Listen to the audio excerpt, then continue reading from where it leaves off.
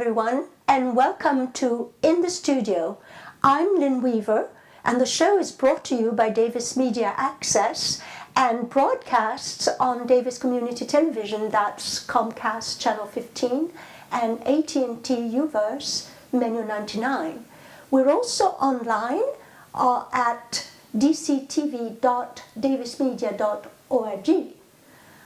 Today, I'm joined by a Davis naturalist who, in his own words, loves to pursue birds of every shape, size, and color, no matter where they may be. He's also a bird expert extraordinaire, a tour guide, and a fundraiser for the Yolo Basin Foundation. His name is Terry Colburn, and welcome to the program, Terry. Well, thank you, Lynn. Now, my first question will be, tell us your story. No. Well, we only have a half hour, right? I'll give you about 5 minutes. Well, thank you for those kind words, and thanks for the invitation to be here today. You're very welcome. I became interested in wildlife and in birds in particular when I was just a kid growing up in New Jersey. I recall the first time I looked out my bedroom window in the wintertime and saw a blue jay on the snow. And I was quite taken aback by this beautiful little bird. I'm sure I'd seen him before, but I really looked at this bird. And I thought, well, I'll go throw some breadcrumbs out there and see what happens, which I did. And lo and behold, more birds came, some cardinals and some chickadees and the like. And I was just fascinated by the fact that these birds would come into, my backyard. And as I grew up, I spent a lot of time out in the woods, like young boys will do, just knocking around. I was very interested in reptiles and amphibians as well, but birds are everywhere. And I just had an opportunity to travel now and see there are birds in different areas. I migrated myself, if you will, from New Jersey to California to go to college. And when I got out here, there was a whole new suite of birds to enjoy. That were unknown to you, actually. They were totally unknown to me, yeah. Yes. Yeah. So I took up to the field and joined various Audubon groups and the like, and never looked back. Well, it's a wonderful story, and it's interesting that you were also taken by reptiles, because, of course, I think birds descend from reptiles, or so they say. We yes. say that birds are just reptiles with wings. That's right, yes. Well, we're going to talk a little more in detail about birds with you, and also your fundraising work for the Yolo Basin Foundation, and some of your field trips that you do. But before we do that, I was really taken by your website. I thought it was a very nicely done website, and so let's take a look at it. And it's a bit difficult to see in detail, but we can certainly see a picture of you, which is very interesting. And also, it's a wealth of information about birds and the life of birds and events and lots of other fascinating little stories about birds. We're going to show what I wanted to do is show a clip of a sea hawk fishing. But before we do that, is there anything you'd like to say, to comment about your website? Well, thank you. Thank you for your kind remarks about it. I love the color, by the way, even though it's not blue. all thanks really go to my webmaster, Crilly Butler, who lives here in Davis. Good. I wouldn't know the first thing about putting a website together, other than it's a good idea to have one if you're going to get your message out to the public. Right. On the website, I have lots of information for beginning birders, for advanced birders, people who are interested in buying optics. There's some information on how to select optics, some links to other sources. I have a calendar on there of field trips I lead, as well as tours that I put together. So I would invite people to go there. You can also, too, go on the website and actually sign up for an early bird notification or a priority mailing list, if you will. When a new tour comes out or a new field trip, I'll send that information out to those members on that priority mailing list so they get first shot at it. Yes. Well, I enjoyed reviewing this website, and there is one particular example. I would like to share two examples with our viewers. One is the first clip, and this is the osprey, which is commonly known as a hawk, a fish hawk. And this is a very nice clip that let's focus it. It's going to come. Basically, tell us a little about the osprey and what you know about this bird. Is it a Pacific, an Atlantic bird, or is it a marsh bird? Seahawks, osprey, which is also called a seahawk. Ospreys range throughout the United States. They don't winter here, although, having said that, I just saw one 2 days ago in Sonoma County. Typically, they'll nest here. Yes. We have them out at along Puda Creek. Yes. Lake Solano. Yes. And how big are they? Roughly? They're actually quite big. They're much bigger than a red-tailed hawk, which most people are familiar with. That's Yes. a very common raptor that we see right around Yolo County. Yes. They feed chiefly on fish. Yes. And one of the really unique things I think about the osprey is the fact that when it does catch a fish, it always flies with the fish headfirst into the wind, so it's more aerodynamic. Oh, and it's incredibly strong, isn't Very it? strong. Yes, and here we go. There's our visual here. Can you describe what we see, Terry? There is the osprey. It's right now in hunting mode. It can actually see the glint of a fish from 100 feet above the water's Fabulous, surface. yes. And at a certain point in time, when it feels it's ready, it will drop down and snag the fish in its talons, as you see here. Yes. And take the prey off and eat it, or take it to the nest and give it to the female, and she'll feed it to the young. Yes. It's quite so it's a fascinating. predator. It is a predator. But it only it only catches fish, Only fish. not mice or baby. Not to my knowledge. Not it's to your chiefly knowledge. adapted for fishing. Yes. And they're very, very good. Yes. Well, I mentioned that I wanted to show two examples. This is not a clip, but it's a link, and when you go to Terry's website, you'll be able to see it. And it's a very interesting, humorous link about a paranoid duck. Oh, sure. And if we could have the visual of the paranoid duck, that would be very useful. Can you tell us this story? Obviously it's a joke, but I found it extremely interesting. Let's let our viewers take a look at it, and we can walk them through. That's right. Well, we're waiting for the visual, but basically this is the story of a duck who is obsessed with the CIA, and the CIA wanting to kill all the bird population in the United States, right? And so, as I said, here it is. It doesn't look very paranoid to me. It's beautiful, though. And so if you go to the website, you can read the whole story, which is really hilarious. This is a mallard duck, of course. It's a mallard duck. And of course, having lived in Boston for such a long time, I used to read to my children the Make Way for Ducklings, which is the famous story about the Boston Commons and the ducklings crossing the street, Beacon Hill Street. So Beacon Street rather.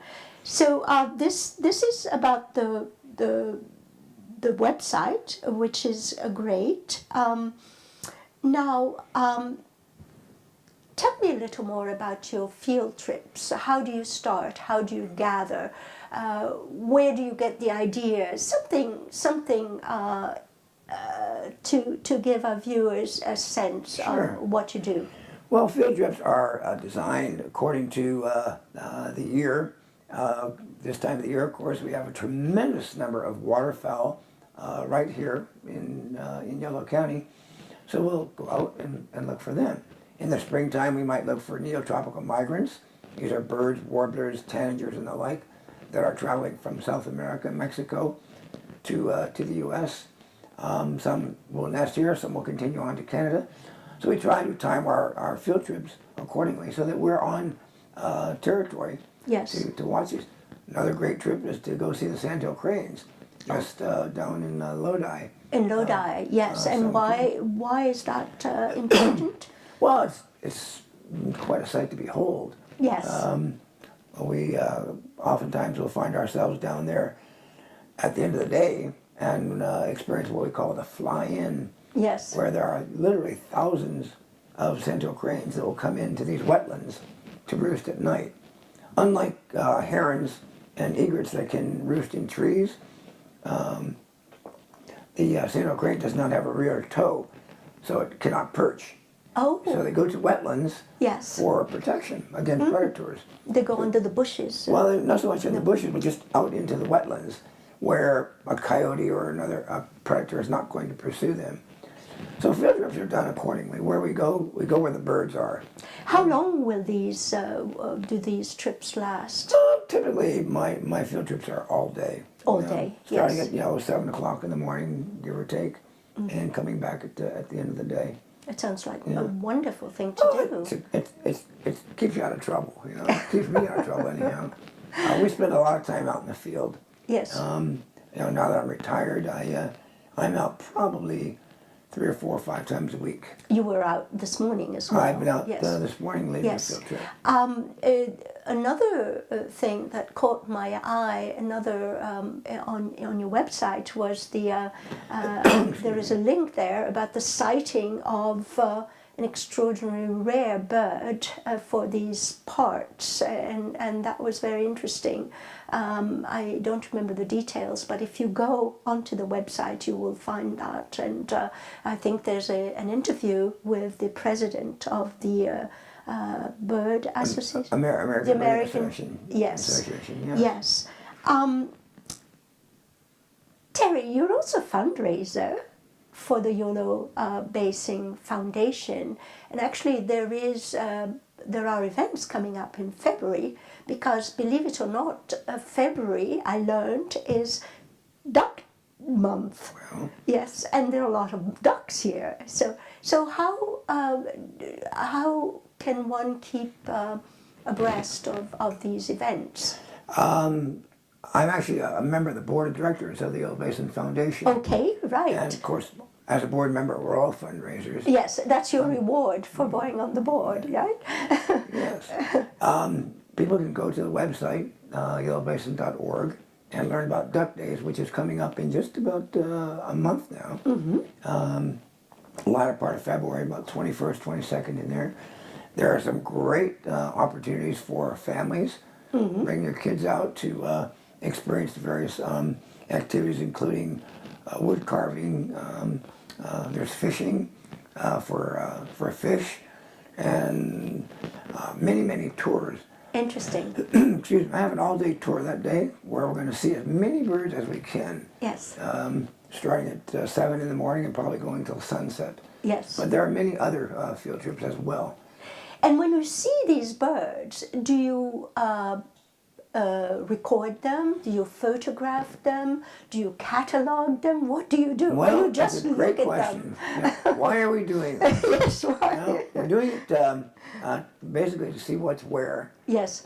Some people come along and bring cameras and capture some great images. Yes. But to answer the other part of your question, we do track what we see. Yes. We do keep track in a checklist. Yes. There's also a wonderful kind of an international means by which birds can track information that's called eBird. eBird. eBird. Interesting. Yeah. eBird. eBird.com? Or You can just, well, if you just Google eBird, eBird. it'll come up, and there's a means by which you can put your daily sightings into a list in a data bank. And if I wanted to go to a particular area, if I were going to, say, Florida, and I wanted to see what the latest birds have been seen by the birders, I could just click on that and Wonderful. pick a species and so forth. Wonderful. It's pretty fascinating. What would we do without the web? I It's often amazing. wonder what we did without our apps on our iPhones. They could call birds before we had these things. It's pretty fascinating. So it is a learning and a research experience as well, which is interesting. If you were to choose the region that most fascinated you in the course of your career, and an observer of birds and a naturalist, what would you say? Well, I'd say of the places I've been, because I've still got a lot of places to go. And places you'd like to go. Yeah, places I have to go. I would say there are two areas that come to mind immediately. One is for springtime birding. Nothing is better, in my opinion, than going to the Ohio Valley. People say, Ohio? Yeah. Ohio is blessed because it's the confluence of 3 different flyways. And in the springtime, in about early May, literally thousands of warblers and tanagers and vireos are concentrated in an area known as McGee Marsh. And birders can go there, and they do go there also by the thousands. In the spring. In the springtime. On their way somewhere They're else? going to their nesting grounds, some in Canada, some right there in Ohio, Michigan, Wisconsin. And you can observe these birds at close range. And again, there are many, many, many of them. It's quite fascinating. And this is the McGee Marsh. McGee Marsh. McGee Marsh in Ohio. In Ohio. It's right on Lake Erie. On Lake Erie. For the fall, nothing, in my opinion, beats going to Cape May, New Jersey. I grew up in New Jersey, so I'm partial to that. Yes, but you know it's the best as well. It is the best in terms of raptor migration as well as passerines, which are what are warblers. rafters? Sorry. Raptors. Raptors. Hawks Sorry, and the I misunderstood you. Yes, raptors. Raptors, and then of course passerines, which are songbirds, vireos, tanagers, warblers, and the like. Literally, there are thousands that come through there. You go in from the middle of September till really the middle of November. There's nothing quite like it. To go there and see, 4, 5, 6, 7, 800 hawks in a day is fabulous. It is fabulous. Fabulous, yes. Yes. It's very rewarding to do that. And where would you like to go? Well, I have a bucket list like everybody. Yes. And do you have pins on the map? Well, I've been there on a map in my head. I've been to a number of countries in Central and South America. I'm going to Africa next year. Oh, lovely. There's no end in sight in terms of where you can go. I mean, you can spend a lifetime doing this if you have the time and the means by which to do it. I would say that Brazil in South America and Ecuador both are absolutely splendid places for birds to consider going. Closer would be Central America, Panama, and Costa Rica. And then to north of us, Canada, to the south, Mexico. Many, many great birds there. And again, you can go when the weather is more... a little warmer. A little warmer, a little Especially easier now. to... Yes. Well, birds are everywhere, obviously. And birds are everywhere. Yes, and we would spend hours talking about the various classification of birds and the sizes, and as you said, every shape and size wherever they are. But I wanted to ask you something that has always intrigued me.